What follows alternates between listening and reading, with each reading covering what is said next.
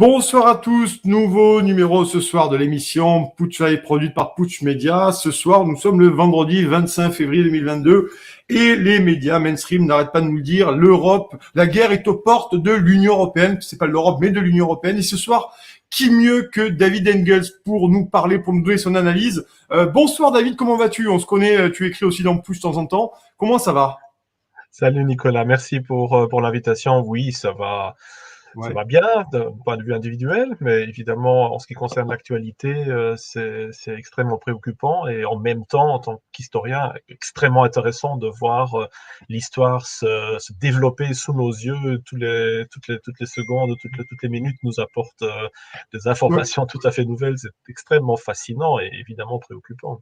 Eh ben, c'est pour ça que je te reçois ce soir, parce que on te reçoit assez régulièrement. Tu as une hauteur de vue, une analyse qui casse un peu avec les codes. Ça, c'est extrêmement intéressant. Je te présente pour ceux qui te connaissent pas encore. David Engels, tu es historien, essayiste, professeur de recherche à l'Institut Jacques-Tockny à Poznan. Dernier livre marquant, Rénovation Europae, au plaidoyer pour un renouveau expérialiste de l'Europe, au CERF, aux éditions du CERF en 2020. Tu as publié aussi Oswald Spengler aux éditions Kohlhammer. Ça, je pense que c'est pas traduit en français. Et un des plus intéressants pour notre émission de ce soir, bien entendu, c'est que faire vivre le déclin de l'Europe aux éditions Blue Tiger. Ça, c'est extrêmement intéressant, David, parce que toi, tu réfléchis sur ces questions depuis un certain temps. Et d'ailleurs, tu me parles de ce soir de Varsovie, comme à ton accoutumé. Tu vis à Varsovie, en Pologne. Donc, tu as un point de vue très global, très complet là-dessus. Alors, on va commencer immédiatement. On va parler de cette invasion russe en Ukraine. Donc ici, il y a manifestement en France, je ne sais pas si on en parlera de la Pologne, du point de vue de la Pologne aujourd'hui, ce qui se passe cette question. En France, c'est simple, on a vraiment pour l'Ukraine les méchants russes. Donc on va essayer de décrypter un peu ça pour se donner peut-être un point de vue beaucoup plus haut avec toi, et tu es là pour ça. Et je reprends ce que tu as écrit sur Facebook dans la journée, Ukraine et Russie. Il est grand temps de laisser tomber tous ces trucs géopolitiques et de répondre aux questions vraiment importantes. Voilà pourquoi je t'ai invité ce soir, pour répondre aux questions vraiment importantes sur ce conflit, David. Donc, première analyse rapide de ce qui se passe depuis 2-3 jours, là, à tes yeux. Bah, plusieurs conclusions. Une conclusion, c'est évidemment la totale absence de l'Europe, finalement, de la scène politique. Bon, on parle de sanctions, on condamne, on réfléchit, on se réunit, etc. Mais on voit bien que l'Europe, en tant que telle, n'est plus vraiment un acteur. Et je ne parle pas seulement des États-nations qui eux aussi, finalement, semblent tout à fait perdus, finalement, dans la gestion des événements, mais aussi des institutions européennes qui, visiblement, se dévoilent comme étant de certaine manière sortie de l'histoire. Il y a une guerre, littéralement, pour la première fois, une véritable guerre entre deux États qui se passe aux portes de l'Europe, directement, à la frontière avec l'Union européenne, la première fois depuis 1945, finalement, qu'une chose comme ça se passe immédiatement, et finalement, le grand absent, c'est l'Europe qui, finalement, ne rentre pas en jeu, qui a abdiqué de sa place de l'histoire. Ça, je trouve assez choquant. Et puis, évidemment, d'un autre côté, il y a ce qui est forcément le plus important pour les gens sur place, c'est-à-dire la réalité atroce d'une guerre, d'invasion, d'une guerre de conquête qui touche une population civile avec toutes les horreurs qui s'en suivent et qu'on voit de plus en plus sur les médias sociaux. Oui, ça c'est extrêmement intéressant. Et finalement, en t'écoutant, en suivant tes travaux, que je te lis bien entendu, ça t'étonne pas finalement cette absence, cette abdication de l'Union européenne. Et après, on parlera de l'OTAN, on parlera de tout ça, mais d'abord sur l'Union européenne. Tu vois, ça s'étonne pas finalement que l'Union européenne, elle brasse beaucoup devant, mais finalement, aujourd'hui, son poids est très mesuré, très faible dans cette crise. Tout à fait, malheureusement. Bon, il y a deux raisons à ça. Mm. Une des raisons, elle est plus compréhensible, c'est le fait que l'Europe tarde à développer une véritable stratégie extérieure, de mettre sur place quand même aussi des moyens militaires, tout simplement, qui seraient mobilisables.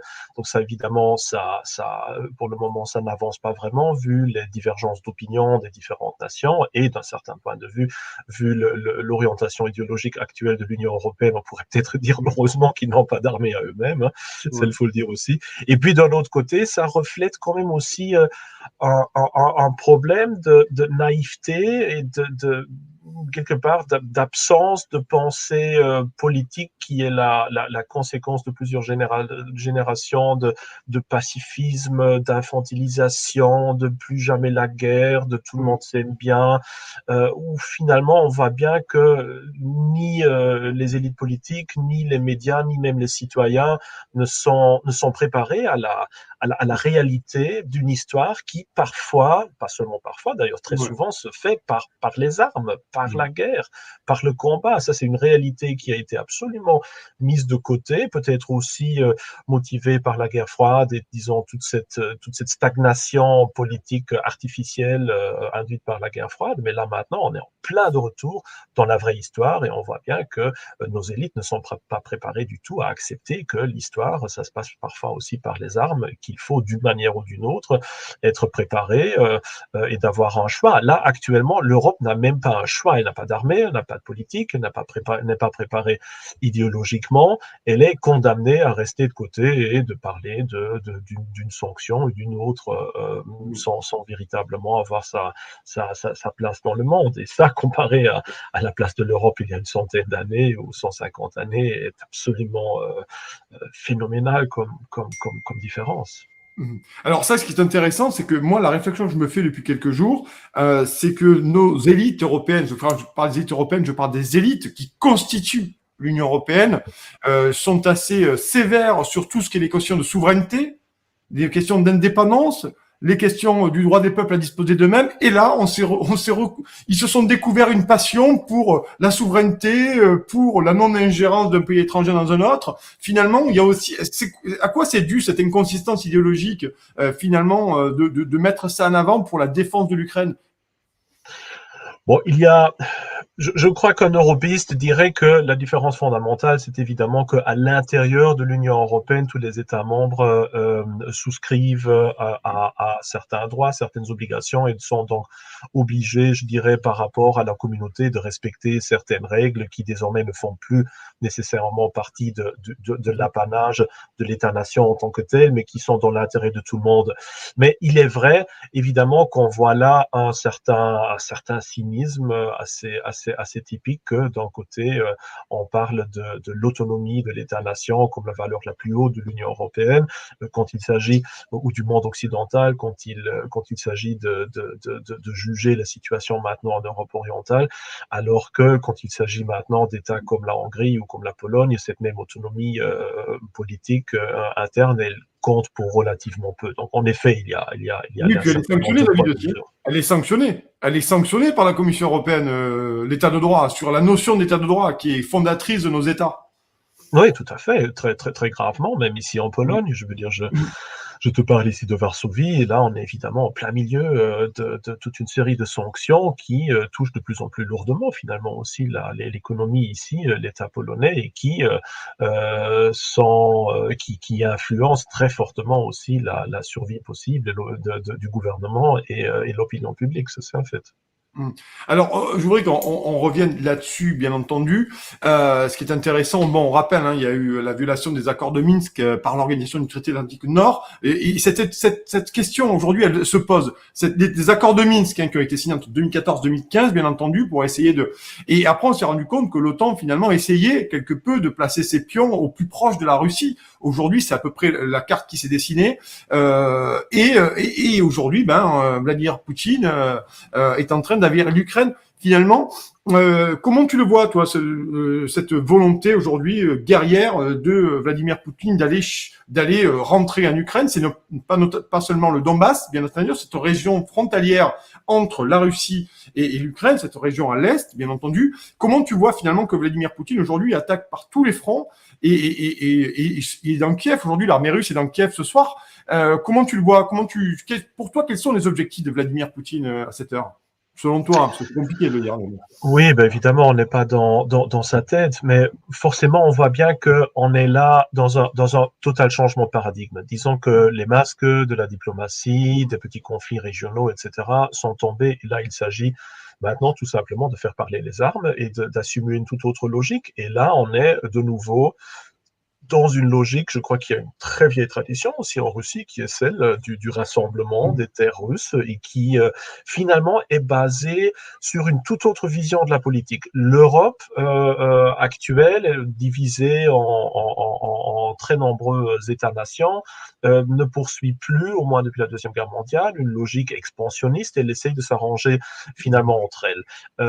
Alors que là, on a vraiment la construction d'un espace européen comme un genre de fédération, confédération entre diverses nations qui règlent leurs affaires entre elles. La Russie, elle n'est pas un État-nation finalement. Et on vient de découvrir, finalement, pour ceux qui l'auraient ignoré jusqu'à maintenant, que la Russie ne peut pas être comprise comme un État-nation qui respecterait les mêmes logiques et règles des autres, mais c'est un espace civilisationnel, si on veut. C'est un genre d'empire qui recouvre une surface presque d'un continent entier, pourrait-on dire, qui a une tradition, disons, expansionniste aussi, avec une visée très spécifique de l'identité des Slaves orientaux. Et disons, cette vieille tradition, elle est revenue à la charge et la Russie a dévoilé finalement le fait qu'elle ne comptait plus jouer selon les règles des États-nations à l'occidental, mais de nouveau selon finalement ses propres règles. Et elle peut se le permettre actuellement, vu qu'elle a l'appui de la Chine dans son dos actuellement. Elle peut se permettre finalement de sortir, si on veut, de ce multilatéralisme à l'occidental, vu que de toute façon, tout son système économique est de plus en plus orienté vers la complémentarité avec la Chine. Et donc, une grande partie des sanctions occidentales ne vont pas finalement couper la Russie de son partenaire le plus important, c'est-à-dire le plus important de tout le monde finalement actuellement, c'est-à-dire la Chine, et court finalement dans le vide. Et je crois que c'est ça finalement la grande leçon des derniers jours, c'est vraiment de découvrir que cette Russie, qui longtemps a essayé de se présenter et peut-être aussi de fonctionner selon un modèle occidental, est revenue à sa propre logique qui, dans cette situation-ci, est devenue une logique extrêmement meurtrière. Ça, c'est extrêmement intéressant parce que tu touches, à mon avis, un des points centraux de cette guerre, c'est de dire que finalement, l'Union européenne, les Occidentaux, alors peut-être que les Américains, c'est un peu à la part, mais l'Union européenne, finalement, n'a pas vu ce que tu dis, que la Russie, pardon, j'allais dire l'Union soviétique, parce que la Russie, pardon, je corrige immédiatement, la Russie reste finalement cette Russie éternelle, cette espèce d'empire comme ça, très grand, parce que la Russie, c'est immense. Hein. Je vous invite d'ailleurs, pour ceux qui nous regardent, n'hésitez pas à nous dire d'ailleurs d'où vous nous regardez, mais allez voir la carte de la Russie, c'est absolument immensissime. Et pourquoi, la question que j'allais te poser, David, c'est pourquoi, à ton avis, quelle analyse fais-tu que nos élites européennes et occidentales, allons plus loin, n'aient pas vu finalement que la Russie était toujours cette espèce de Russie éternelle qui avait accepté un temps de jouer, tu l'as dit, les règles des États-nations, mais qui aujourd'hui ne les joue absolument plus. Comment tu expliques cet aveuglement de nos élites occidentales? Oui, comme tu le dis, c'est un genre d'aveuglement. On s'est tellement habitué à penser dans ce cadre démocratique, État-nation, libéral.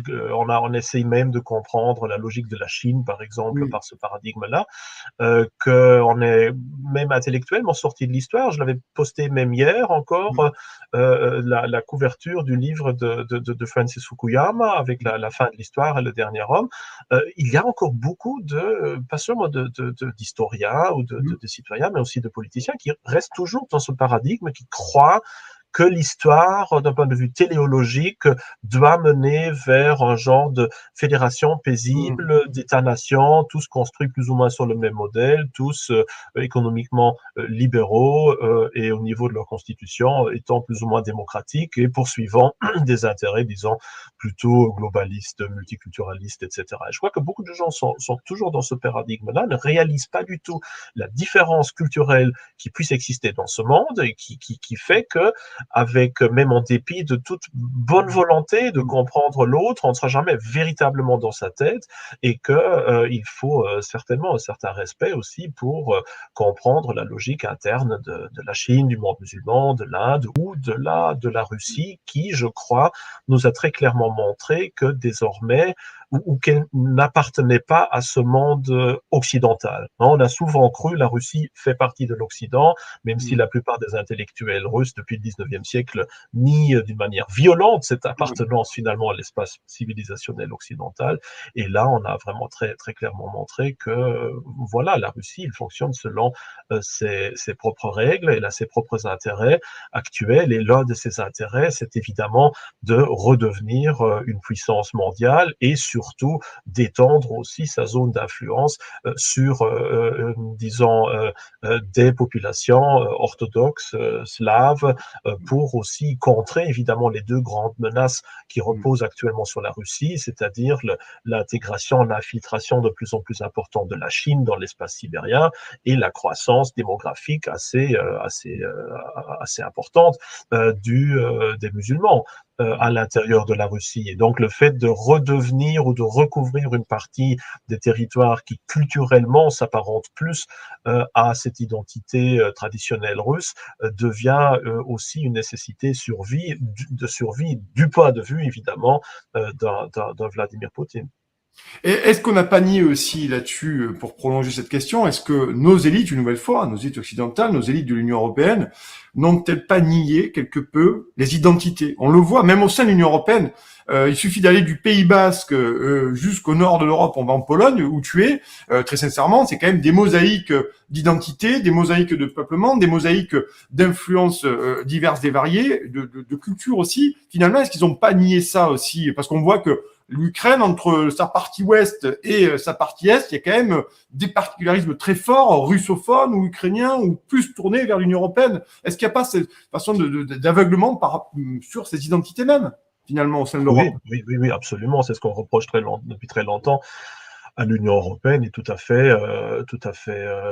justifié. Le fait que ces identités nationales et même les différentes identités régionales sont vues au mieux comme un genre de folklore sympathique, et dès que cette identité assume, disons, un caractère politique et veut aussi avoir une certaine autonomie politique, veut fonctionner selon ses propres règles, d'une certaine façon, selon son propre modèle intellectuel traditionnel, etc. Cela donne froid au dos aux élites européennes qui ne veulent pas comprendre ce fait et qui sont finalement perdus dans quelque chose que je constate très souvent aussi lors de mes conférences et discussions avec des hommes politiques, c'est-à-dire le fait de confondre une attente normative par rapport au futur, c'est-à-dire on voudrait bien que ce soit comme cela, avec l'interprétation du passé et du présent. On veut se diriger vers un monde multiculturel, globaliste, égalitaire, où les grandes civilisations, les grandes cultures ne jouent plus un grand rôle. Et donc, on a donné directement ou indirectement la tâche aux historiens de montrer, ce qui est absurde évidemment, que dans le passé aussi, il n'y avait pas vraiment d'identité, ou que c'est juste une création de méchantes élites, et que de fait, l'archéologie, etc., nous montre que ces identités sont toujours métissées, mixtes, pas claires, vagues, etc. Et évidemment aussi dans l'analyse du présent, où on nie tout simplement ces réalités jusqu'au moment où elles nous sautent littéralement à la figure, comme maintenant. Et alors c'est intéressant parce que moi je voudrais avoir ton avis là-dessus sur ce traitement un peu manichéen. Je vais m'expliquer là-dessus sur ce mot manichéen parce que finalement on a eu les Turcs à Chypre, on a eu bien entendu le Kosovo pendant l'éclatement de la Yougoslavie et le massacre des Serbes, et on a eu aussi, ce qui est très intéressant, c'est les Azéris qui ont attaqué finalement le Haut-Karabakh des Arméniens, où il y a eu des gens qui ont été massacrés, des Arméniens qui ont été massacrés, et finalement on a plus que l'impression que ça n'a pas créé un tel émoi, parce que quand même c'est très récent, la bataille entre les Azéris et les Arméniens sur le propre sol arménien. Comment tu analyses finalement? C'est parce que c'est aux frontières de l'Europe qu'aujourd'hui ça prend une ampleur dingue, même si c'est un conflit grave, on est bien entendu là-dessus. Je crois que l'essentiel, c'est qu'il s'agit là vraiment d'un conflit militaire de grande envergure. Il ne s'agit plus d'une lutte frontalière entre les parties de Donbass et la partie tenue par le gouvernement ukrainien. Il ne s'agit plus de ça. Il s'agit là vraiment pour la première fois depuis 1945 d'une guerre qui n'est plus une guerre civile, asymétrique, pas claire, mais vraiment d'une invasion massive d'un pays par un autre sur tous les fronts, tout à fait différent d'ailleurs aussi de la région où le conflit initial s'est passé, avec visiblement, je crois qu'on peut le dire, la volonté de conquérir la capitale le plus rapidement Mm. possible, de changer de régime et très probablement, j'imagine, de transformer l'entièreté de l'Ukraine en un État, disons, vassal, ou en tout cas un Mm. État client un peu comparable au Oui. Bélarus.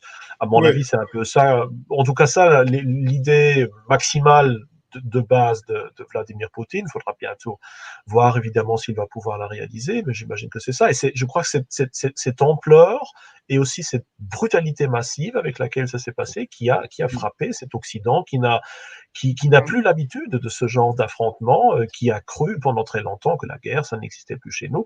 Alors, l'une des réactions, je crois, les plus typiques, c'était de la part de l'Allemagne aussi, où l'un des inspecteurs de la Bundeswehr a dû dire très clairement: notre armée, elle est Mm. saignée à blanc par les différentes réformes, elle n'existe plus. On a quelques milliers ou quelques dizaines de milliers de personnes qui n'ont plus aucune capacité finalement de frappe, à part quelques missions humanitaires Mm. peut-être aéroportées par-ci ou par-là. Et là, c'est vraiment un réveil extrêmement dur. Non pas qu'il s'agisse nécessairement du fait d'inciter ou de réclamer que l'Europe doit immédiatement partir en guerre contre la Mm. Russie, mais du simple fait qu'elle n'a même plus le choix. Actuellement, l'Europe n'a pas le choix de décider va-t-elle entrer en guerre contre Poutine ou pas, Mm. parce qu'elle n'a pas d'armée, elle n'a pas de politique, elle ne sait Mm. rien faire. Et elle est en Ouais. train de découvrir justement ce fait que ce qu'elle présente comme un choix, c'est-à-dire oui, il faut les sanctions, et Mm. une offensive n'est jamais vraiment une solution, c'est au fond juste cacher l'absence même de possibilités. Elle n'a pas le choix, elle le découvre, et c'est extrêmement choquant. Évidemment, tout le monde le savait depuis des années et des Ouais. années. Il y a beaucoup de gens qui ont averti aussi les différents États-nations et surtout l'Union européenne de l'existence de ce genre de possibilités. On n'a pas voulu le croire.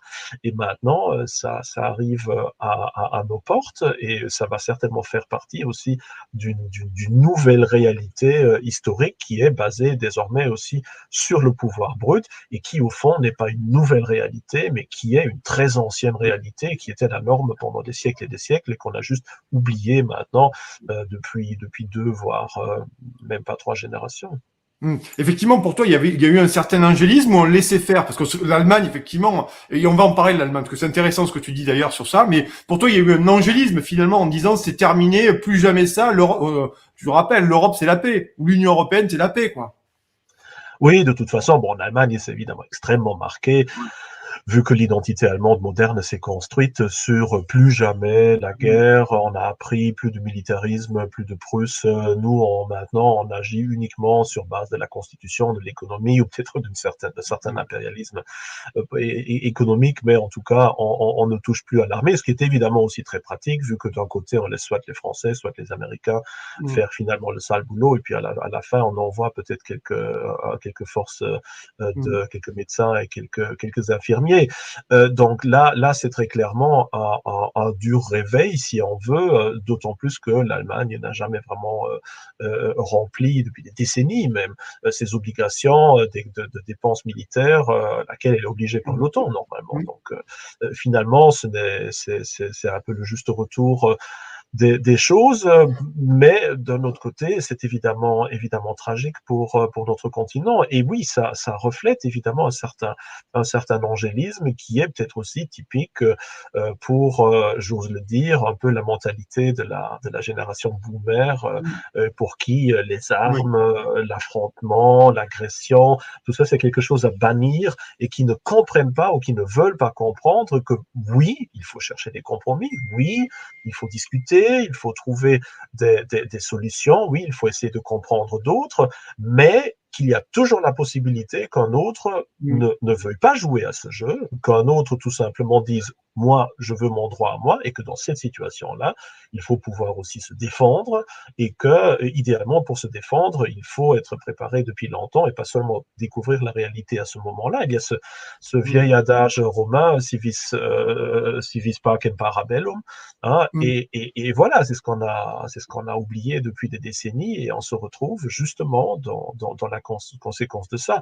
Et je vois mal Mhm. Maintenant, avec tous les conflits intérieurs, l'Europe changeait fondamentalement de cap. Oui, Je suis c'est la resté question que sur j'allais ce te passer. À quelle nouvelle réalité nous allons nous affronter, cher David, finalement, dans ce que tu viens de décrire et qui est assez juste hein, par rapport à l'analyse que je partage. À quelle nouvelle réalité aujourd'hui? Quand, si ce conflit, à un moment donné, bon, espérons-le, qu'il n'aboutisse pas sur autre chose que ça, et même si c'est très inquiétant, mais comment vont réagir, je veux dire, les États-nations de l'Europe, l'Allemagne notamment, et on va en parler de l'Allemagne après. Comment tu vois Ouais. ces choses, toi? Tout ça dépend, je crois, très fortement des prochains jours. Si l'Ukraine arrive à résister encore, Mm, si la capitale n'est pas prise, ce qui semble peu probable à ce mm, stade-ci en tout cas, s'il y a une guerre qui traîne en longueur, alors il y a peut-être encore une petite chance de trouver un genre de compromis avec une Ukraine qui deviendrait neutre. On voit déjà les premières propositions d'ailleurs mm. qui vont dans ce sens-là, qui reviendra un peu au status quo avant son rapprochement avec l'Union européenne et avec l'OTAN. Ça permettra peut-être encore à la Russie de sortir de nouveau de ce conflit et de retourner un peu dans cet espace international. Mais si maintenant la conquête se passe d'une manière rapide, si on a une annexion de facto, je veux dire un peu sur le modèle du Bélarus, alors là, on aura évidemment le début d'un genre de nouvelle guerre froide en plein milieu de l'Europe, et là, alors, on aura une union, ou en tout cas une alliance Russie-Chine qui deviendra très forte, qui deviendra extrêmement complémentaire, qui va être extrêmement difficile aussi à contrebalancer du côté des pouvoirs occidentaux. Et le problème est tel que je vois bien certains euh, comment dire, certaines sympathies pour l'Ukraine en France et en Allemagne. Je vois Mm. certaines personnes qui comprennent, mais je n'ai pas l'impression que ça va jusqu'à un mouvement de masse. J'ai l'impression qu'il y a beaucoup de gens qui disent ça ne nous regarde pas, Ouais. c'est leurs affaires, mourir pour Danzig, Ouais. ce genre Mm. Ouais, de ouais. choses-là. Et je vois mal, au stade actuel, en tout cas, ressortir une nouvelle dynamique de véritable défense. Pour ça, à l'intérieur aussi de l'Europe, les conflits sont tout simplement trop grands. Bon, il y a certainement des pays comme la Pologne qui voudraient forcément une union encore plus étroite d'un point de vue de la défense, mais je doute que l'Allemagne ou la France jouent le jeu à ce stade-ci, d'autant plus qu'il y a ces conflits idéologiques sur le volet de l'état de droit. Donc j'ai Mm. fort peur que, au lieu de raffermir l'Occident et de le pousser à se poser les questions sur son futur, ça va plutôt le tétaniser Mm. dans un état d'incertitude où les conflits qu'on a déjà maintenant vont s'approfondir et où on va perdre totalement toute marge d'initiative par rapport à la Russie et qui sait, tôt ou tard, par la Chine, dont on connaît bien l'intérêt pour le Taïwan. Ouais. Bon, pour toi, c'est un véritablement, de ton point de vue d'historien, est-ce que c'est vraiment ce qui se passe aujourd'hui un tournant pour l'Europe? Quand je parle de l'Europe, je parle pas de l'Union européenne, je parle de l'Europe. Bon, accessoirement l'Union européenne aussi, mais est-ce que c'est vraiment un tournant ce qui se passe aujourd'hui, ou est-ce que toi tu préconises d'attendre les prochains jours, les prochaines heures pour voir ce qui va réellement se passer? Je crois que c'est un tournant. Je crois que c'est un tournant. Maintenant, on va voir Mm. à quel niveau cela se joue, mais rien que le fait de réaliser qu'un État puisse déclarer la guerre, enfin qu'il n'a même pas fait, je crois, officiellement, à un Mm. autre et l'envahir dans son entièreté, que des choses comme ça soient possibles et que des choses comme une armée, des institutions, des plans, des alliances, ce genre de choses-là qui étaient fondamentales pendant des siècles et des siècles, Mm. soient de nouveau Ouais. si important. Déjà ça, déjà ce réveil-là est très important parce que il s'agit d'un genre on a brisé là maintenant un paradigme qui durait finalement depuis 45 et qui voulait que on pouvait avoir des guerres, mais c'était des guerres civiles, c'était des guerres Mm. larvées, c'était des guerres de remplacement, etc. Ça n'a pour ainsi dire plus jamais vraiment été la guerre d'un État Oui. Mm. contre un autre. Et là, on est vraiment en plein de nouveau là-dedans. Et je crois que pour l'Europe, c'est un dur réveil. D'autant plus que, d'une manière ou d'une autre, je vois mal la Russie, la Bélarus et probablement l'Ukraine bientôt revenir à l'intérieur de cet espace européen. Je vois de plus en plus un front très clair se construire et cela peut sembler un peu plus anodin d'un point de vue français, pour lequel c'est très loin. Pour moi qui habite ici à Varsovie, ça veut dire qu'on a une ligne de front à même pas 200 kilomètres. D'ailleurs, les explosions, etc., pouvaient être entendues depuis la Pologne, pas depuis chez moi, mais je veux Oui, dire depuis la frontière polonaise ouais, vers ouais. l'Ukraine. Vers Lublin et On tout. entendait les bombes. Ouais. Du côté de Lublin, au sud-ouest, au sud-est de la Pologne, effectivement, où je suis allé Vers à Lviv, Varsovie. oui, oui, Ouais. oui. Très, très, très belle cité d'ailleurs, Lublin. Hein. Ça a été fondé par les tapissiers. C'était une très belle cité. Allez-y, si je ne peux pas encore aller dans ce pays d'Europe. Allez-vous aller à Varsovie, mais surtout aller aussi à Lublin, bien entendu. Donc ça, je voulais aborder ce sujet-là, David, parce que toi, tu vis en Pologne. Aujourd'hui, il faut savoir que l'Ukraine a des frontières limitrophes avec la Pologne, la Moldavie, la Hongrie, et j'en oublie un dernier, mais tu vas de suite me sortir. Slovaquie. Voilà, Slovaquie, exactement, merci David. Donc là, ça voudrait dire que là, notamment, on va parler de la Pologne, que la Pologne a le front, je vais pas prendre un gros mot, mais une ligne de front à sa frontière avec l'Ukraine qui serait passée, je dis bien, sous commandement russe. Aujourd'hui, comment c'est vu en Pologne? Quelle est la situation politique en Pologne? Et comment la population polonaise voit ce conflit qui pourrait, à un moment donné, amener l'influence russe à tu l'as dit, à 200 kilomètres ou même à la frontière hein, de la Pologne à Lublin?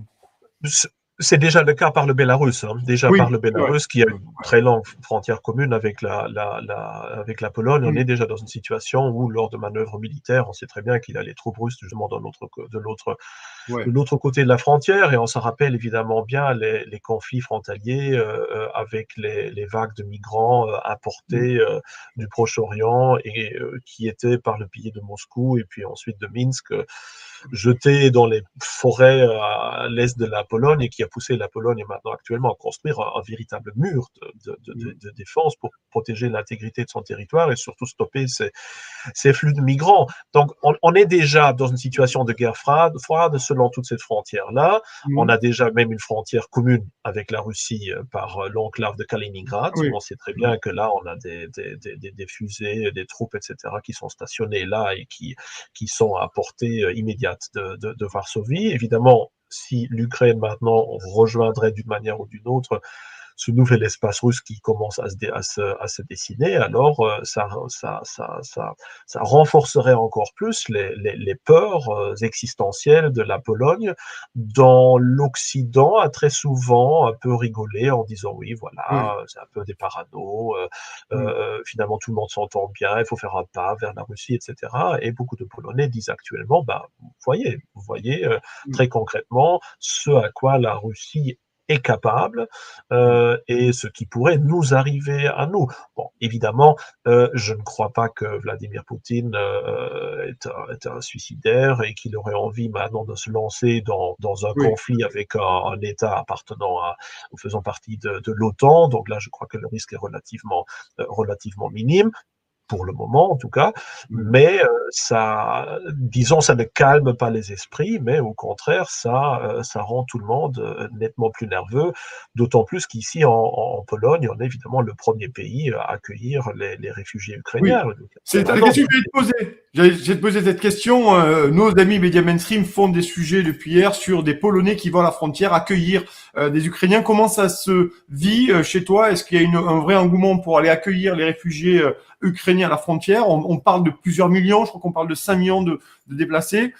C'est quoi aujourd'hui la situation, David, en Pologne à ce sujet? Oui, potentiellement, il pourrait y avoir en effet beaucoup. Je crois que là, on parle actuellement d'une centaine de milliers de personnes qui sont en mouvement Ouais. à l'intérieur de l'Ukraine. Il y en a aussi des qui vont en Hongrie, d'autres qui vont en Slovaquie, beaucoup évidemment qui vont actuellement en Pologne. Et la Pologne qui déjà a accueilli durant ces dernières années, d'ailleurs, plus ou moins, les chiffres ne sont pas tout à fait clairs, mais Ouais. plus ou moins 2 millions d'Ukrainiens qui travaillent ici en tant que travailleurs, Oui. ouvriers un peu partout. Il y a des Ukrainiens un peu dans toutes les branches professionnelles, vu que la Pologne, économiquement, se porte très bien, que c'est un pays en expansion, qui a besoin de main-d'œuvre qualifiée, notamment, et que bon, l'intégration des Ukrainiens dans la société polonaise, elle est très facile, Ouais. vu qu'on appartient quand même au même espace civilisationnel. Ce sont des gens qui parlent une langue très, très, très proche, qui sont des chrétiens, qui partagent l'histoire. Donc, l'intégration se joue sur un plan extrêmement différent Oui. que de celui de l'intégration de minorités musulmanes potentielles vers la France ou autre chose. Et donc, il y a une grande sympathie, en effet, pour l'Ukraine, et je crois que l'État polonais est tout à fait prêt à accueillir ce qu'il faut, vu qu'ils se sont très fortement engagés dans ce combat-là. Maintenant, la Pologne ne va pas être capable maintenant de nourrir et de faire survivre pendant des années et des années des Mm. millions de réfugiés. Ouais. Ça dépasserait de loin ici les capacités locales. Mais sinon, il y a une solidarité totale, si on veut, avec l'Ukraine. Ce qui d'ailleurs est assez cocasse comme différence avec certains pays d'Europe occidentale, où on voit déjà bien que la Suède a déclaré qu'elle ne prendrait pas des réfugiés ukrainiens. Apparemment, les Ouais. réfugiés irakiens ou syriens étaient plus intéressants, mais les Ukrainiens, on n'en veut pas. En tout cas, c'est ce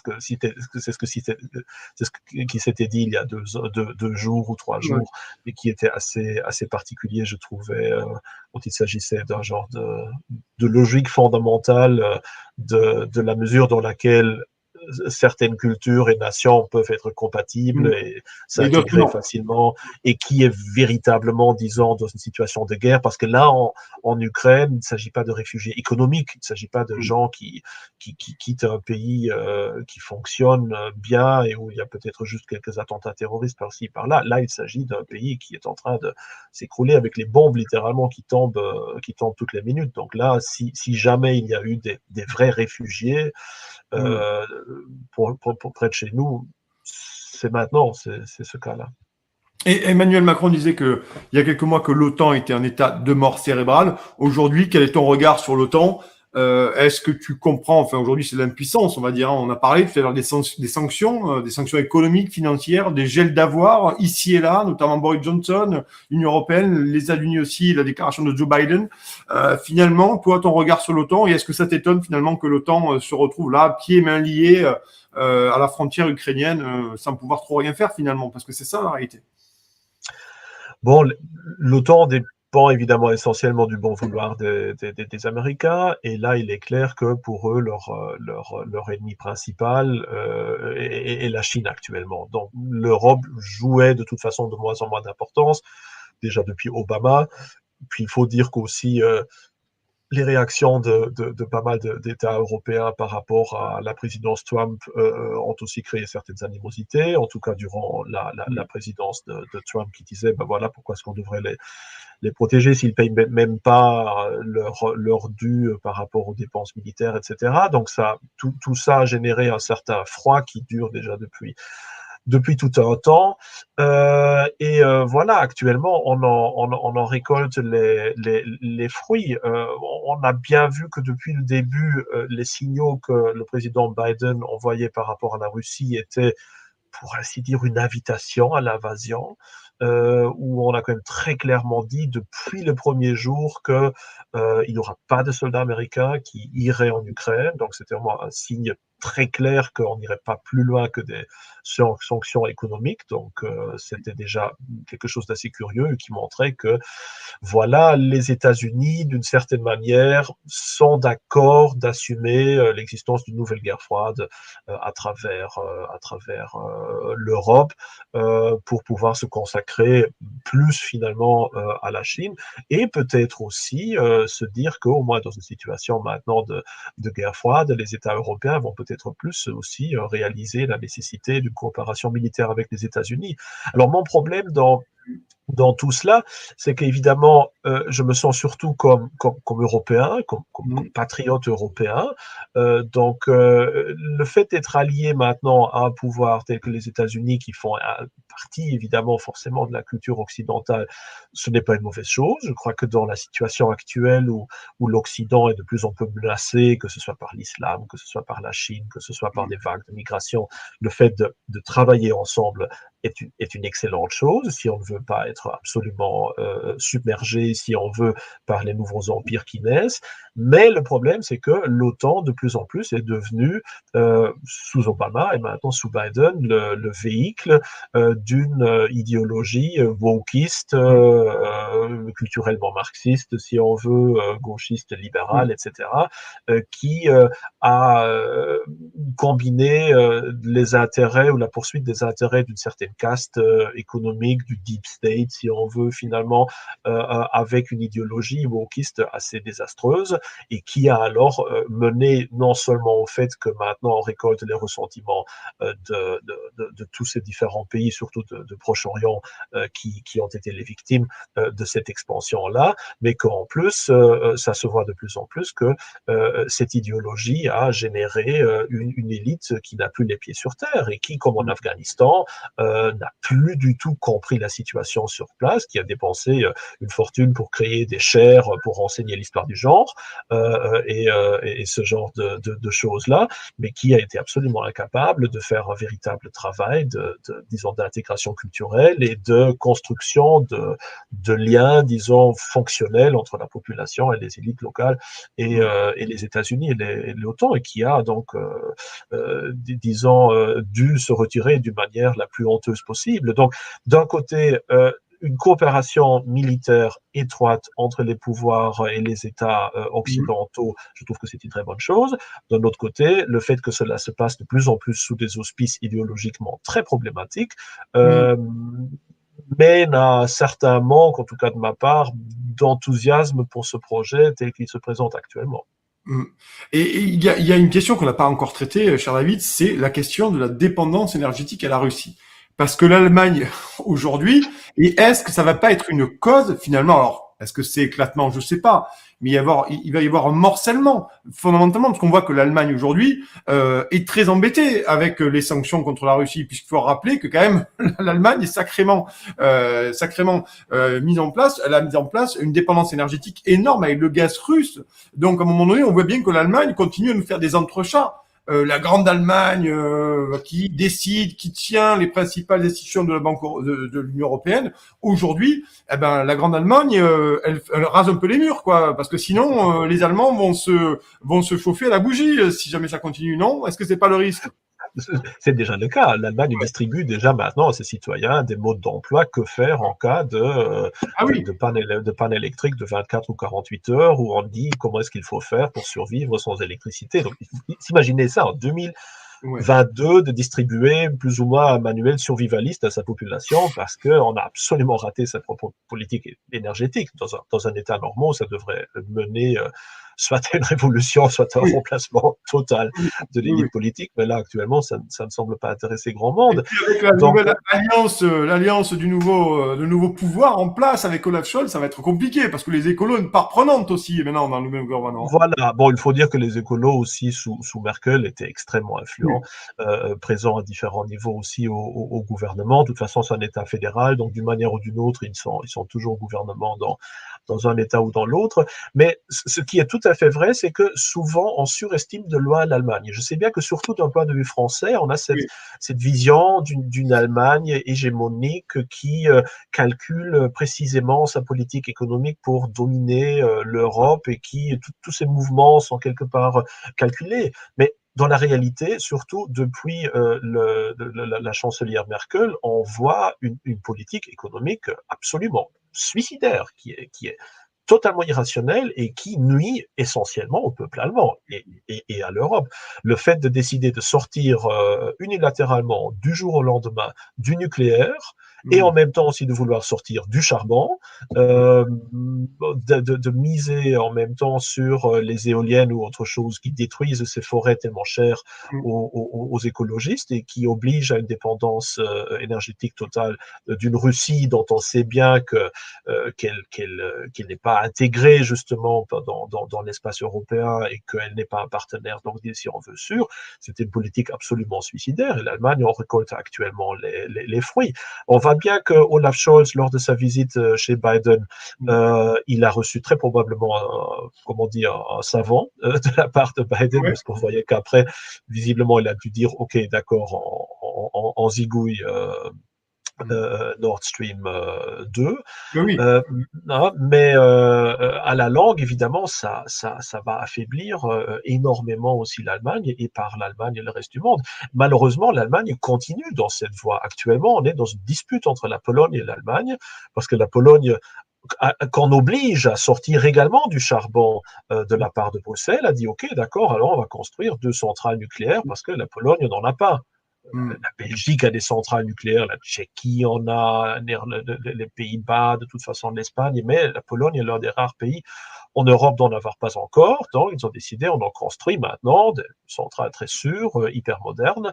Et évidemment, l'Allemagne s'y oppose farouchement et a déjà annoncé que l'Allemagne voyait dans ça un danger environnementale et surtout pour la population de Berlin qui habite tellement proche de la frontière polonaise et que l'Allemagne fera tout ce qu'elle peut, explicitement, ça a été dit, pour aller dans toutes les institutions européennes pour défendre à la Pologne de construire ces centrales nucléaires. Donc on se demande quel est l'intérêt à tout ça? C'est certainement pas l'intérêt allemand qui est en jeu, parce que l'Allemagne doit s'approvisionner de plus en plus par la France, Mm. forcément, par l'énergie, par l'électricité produite en France, et l'Europe, en tant que telle, devient de plus en plus dépendante et de plus en plus instable aussi énergiquement. Donc c'est très curieuse cette attitude de l'Allemagne qu'on a longtemps prise pour un genre d'encre de stabilité, voire même hégémon indirect de l'Union européenne, mais qui là est en train de faire un harakiri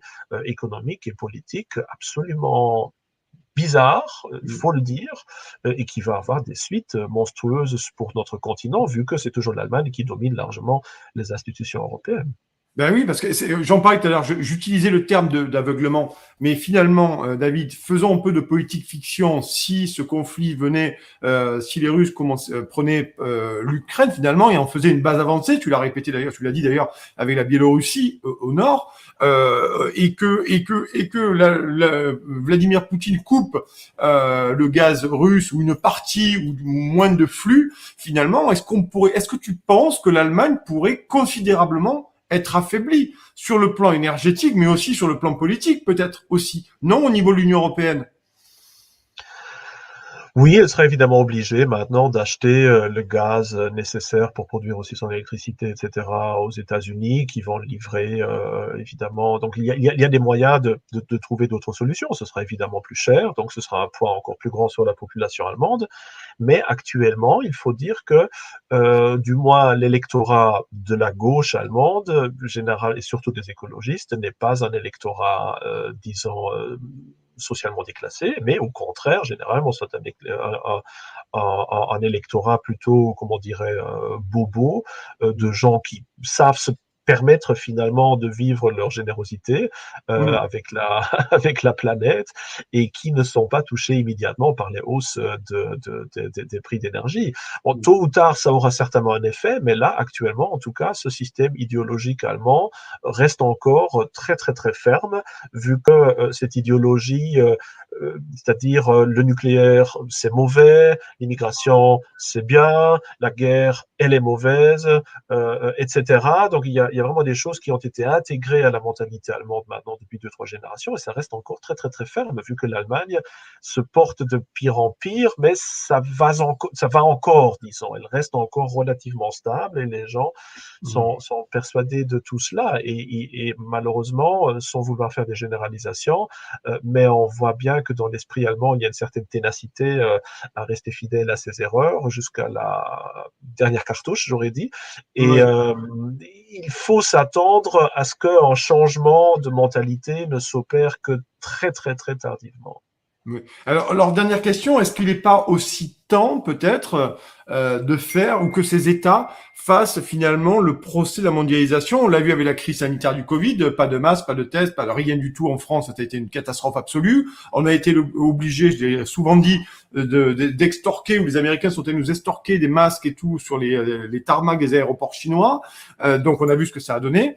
Perte de souveraineté sanitaire, sociale, enfin toute une série de choses. Et puis maintenant, cette Russie-là, qui est quand même puissante en termes d'énergie, mais aussi en termes de blé, en termes toute une série de matières premières, l'aluminium aussi, il faut pas l'oublier. Finalement, est-ce que c'est pas le moment que nos élites se rendent compte, se décident sur le fait que la mondialisation devient de plus en plus compliquée et génératrice peut-être de conflits sociaux internes aux pays qui seront touchés. Même la France, on pense notamment au prix des carburants. Est-ce qu'il n'y a pas, à un moment donné, cette question de fond à se poser? Enfin, nous, je pense qu'on se l'est déjà posé, on a souvent des réponses, mais nos élites, est-ce qu'il n'y a pas ces questions à se poser aussi au niveau de l'Union européenne?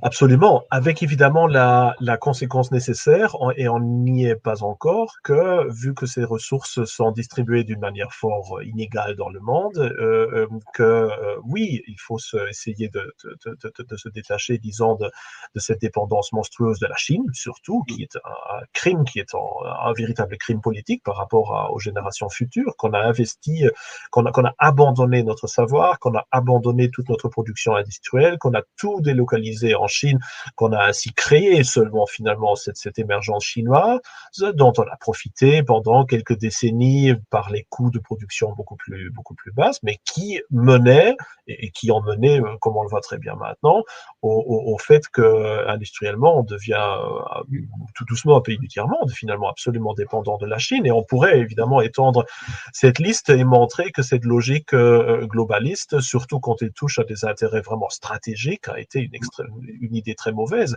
Maintenant, la conclusion de cela, c'est que un retour à l'État-nation serait encore pire, vu que les ressources sont distribuées, comme je disais, d'une manière tellement inégale, et que justement, en France, il n'y a pas de pétrole, en Allemagne, il n'y a pas d'aluminium, en Italie, il n'y a pas de gaz nécessairement, et qu'il faut désormais essayer d'abord de créer un véritable espace européen qui soit aussi autarcique que possible sur ce qui est nécessaire, comme l'énergie, etc., et les ressources qu'on a déjà chez nous, et puis de pouvoir mener une politique volontariste aussi vers l'extérieur pour pouvoir s'assurer justement l'accès à des ressources dont on aurait besoin. Et c'est exactement ce que la Chine est en train de faire maintenant avec sa politique africaine, aussi, où elle essaye de s'étendre, de créer ses intérêts, s'assurer justement son approvisionnement pour pouvoir fonctionner même en dehors de ce monde globalisé. Et la Russie l'a déjà compris aussi.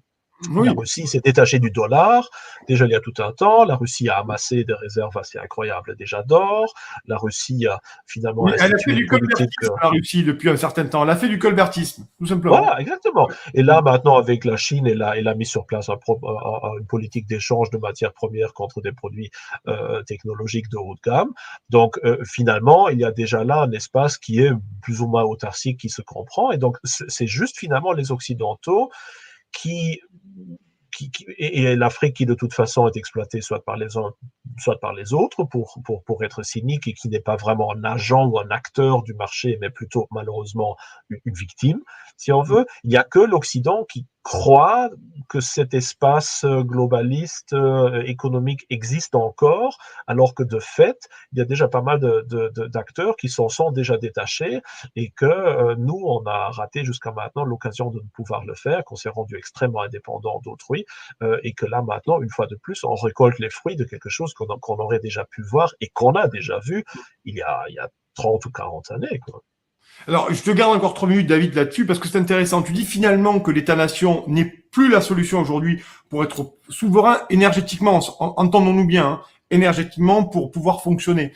Et finalement, est-ce que l'intermédiaire, ça pourrait être pour l'Union européenne une Europe des nations, avec aussi l'utilisation et la mise en place d'un certain protectionnisme aussi, une espèce de d'alliage politique, économique, d'alliance qui nous permettrait aussi de ne pas être dépouillés, comme tu l'as dit avec la Chine, où la Chine a beaucoup plus tué d'emplois en France qu'est-ce qu'elle a permis à des gens d'acheter des trucs à bas coût. Voilà, c'est un peu Oui. ma dernière question, David. À la langue, oui, tout à fait. Oui, c'est sûr. Il faut un espace européen qui travaille ensemble. Maintenant qu'on appelle ça une confédération, une fédération, une Europe des nations, peu importe finalement le label qu'on met dessus. Moi, j'ai créé moi-même le label Espérialisme dans mon Oui. livre Rénovatio Europa, où j'ai un peu essayé d'esquisser aussi comment une telle Europe pourrait avoir l'air. Ce qui est clair, c'est que il faut d'un côté plus d'autonomie finalement pour les affaires intérieures des États-nations. Les États-nations restent finalement le berceau des différentes démocraties. Elles ont leurs intérêts, leurs intérêts culturels, leurs traditions, leurs politiques sociales, familiales. On ne devrait pas trop s'ingérer là-dedans, aussi dans le fait comment elles organisent le fonctionnement de leur démocratie, etc. Mais il faut se concentrer essentiellement sur les intérêts communs. Et ce qui est commun d'un côté, comme tu viens de le dire, c'est évidemment l'énergie. On est très interdépendants. Il faut assurer qu'on on ait là un réseau qui puisse fonctionner et qui puisse être sûr sans dépendre d'autrui. La crise ukrainienne a montré aussi que l'État-nation en tant que tel est vulnérable militairement, très clairement. Donc, il faut coopérer. Il faut évidemment être sûr que si un membre est attaqué, que les autres aident. Il faut avoir aussi donc une organisation militaire commune, au moins pour ne pas inviter, disons, la violation par autrui. Puis il y a évidemment la défense des frontières communes contre l'immigration. Là aussi, on ne peut pas maintenant dire que l'Italie règle tout ce problème d'immigration avec ses immenses frontières méditerranéennes à elle toute seule, alors que des États comme la Suède disent nous, on n'en a rien à faire. Donc là aussi, il faut une certaine solidarité. Donc il y a une série de points, aussi la défense, enfin la lutte contre le crime, évidemment, qui est générée par la mobilité à l'intérieur de l'Europe, la coopération sur certaines infrastructures, forcément, de communication, de mobilité, la coopération dans la recherche. Tout ça, c'est des domaines où une coopération est absolument nécessaire et impossible sans nécessairement rentrer dans les déboires d'une Union européenne où on a l'impression qu'elle est très centralisée, voire autoritaire dans des domaines qui, au fond, ont très peu d'intérêt pour la survie culturelle au long terme de notre civilisation européenne, alors que pour ce qui est vraiment essentiel, elle joue aux grands absents. Et la survie culturelle, vraiment dernière question, elle passe aussi par la démographie, j'imagine, forcément. Absolument, absolument. Et là, il faut dire que la Hongrie et la Pologne essaient évidemment de faire une politique volontariste de ce point de vue-là. On voit que d'autres États ne le font pas et préfèrent procéder par remplacement, finalement, par immigration massive. Voilà, c'est des choix aussi que certains États prennent, mais c'est un danger assez immense au long terme. Et j'avoue préférer encore vivre dans un pays comme la Pologne ou la Hongrie où, disons, la natalité est relativement basse parce que la population, elle est essentiellement autochtone, dont on sait bien que partout en Europe, que ça ne fonctionne pas nécessairement, que d'être dans un pays comme la France, où là, la natalité, elle est fouettée littéralement par le comportement démographique très différent des populations immigrées, ou peut-être on garde un certain statu quo démographique au prix d'une guerre civile latente finalement et d'une véritable séparation du territoire. Ça me semble encore beaucoup plus risqué. Mais évidemment, pour pouvoir procéder aussi à une échelle européenne à réfléchir sur ces domaines-là, il faut aussi un changement idéologique profond.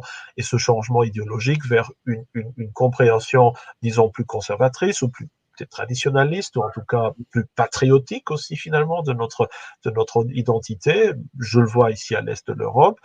Je vois que ça commence aussi en France et en Allemagne, et surtout en France où on dit maintenant des choses qu'on n'aurait pas osé dire il y a 10 ou 20 ans, mais ça reste très lent. Ça reste très divisé et il faut espérer qu'un changement de pensée et d'idéologie s'opère avant qu'il ne soit trop tard. Et là, pour la France, ça devient vraiment plus ou moins l'une des dernières chances que ce pays puisse encore avoir avant que cette guerre civile latente explose vraiment au grand jour, pas nécessairement en tant que véritable guerre civile, mais en tout cas comme un genre de désagrégement intérieur et d'implosion, si on veut, des institutions de l'État français. Alors, merci beaucoup, David Engels, d'avoir répondu à mes questions dans ce grand entretien passionnant. David Engels, tu es historien essayiste, professeur de recherche à l'Institut Zakopny à Poznan. Tes livres, Rénovacier, vous avez vu la couverture, Rénovacier européen, plaidoyer pour un renouveau expérialiste de l'Europe aux éditions du CERF, très bonne maison d'édition, Oswald Spengler aux éditions Kohammer, et Que faire, vivre le déclin de l'Europe aux éditions Blue Tiger. Achetez ces livres, ça vous permettra de structurer. Ce sont des livres structurants, passionnants, même qu'on soit pas d'accord, et au contraire, vous n'êtes pas d'accord, lisez-les. C'est comme ça qu'à un moment donné, on peut débattre. Merci beaucoup, David. On te souhaite une excellente soirée à Varsovie. Merci bien. Merci pour ton invitation et espérons que pour les populations locales, le calvaire cesse le plus rapidement possible. Ben, bien entendu, c'est normal, la sérénité, la paix, c'est ce qu'on demande, bien entendu. En tout cas, passez une excellente soirée, chers amis. Vous étiez sur Putsch Medias, l'émission Putsch Live. On se retrouve très rapidement, dès le début de la semaine prochaine, pour de nouveaux entretiens. Bye bye, vive la démocratie. Salut.